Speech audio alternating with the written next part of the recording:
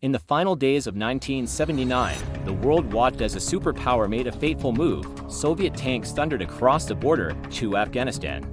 A bold intervention to support a fragile communist government teetering on the brink of collapse.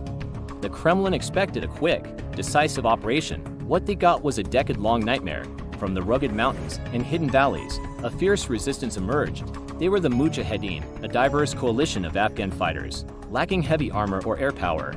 They turned the very land into their greatest weapon, using guerrilla tactics honed over generations. They staged hit-and-run ambushes, melting back into the unforgiving terrain that only they truly knew.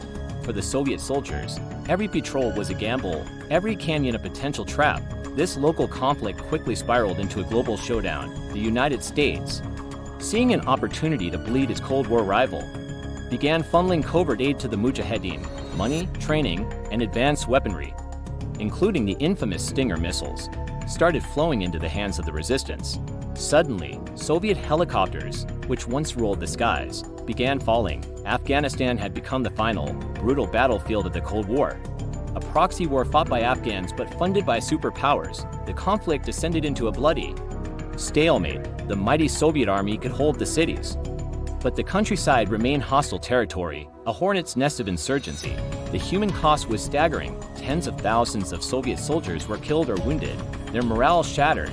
Back home, the economic drain was immense. A gaping wound in an already struggling Soviet system, this war, meant to project strength, was instead exposing the empire's deep-seated weaknesses. It became the Soviet Union's own Vietnam, a quagmire with no clear path to victory. Finally, in 1989, after a decade of brutal fighting, a humbled superpower began its withdrawal. Convoys of Soviet troops headed home, leaving behind a nation scarred by war. This defeat was a critical blow to the Soviet Union's prestige and resources, accelerating its eventual collapse just 2 years later for Afghanistan. The departure of one foreign power did not bring peace. Instead, it marked the beginning of another tragic chapter of civil war and instability, the echoes of which are still felt to this day. Thanks for watching.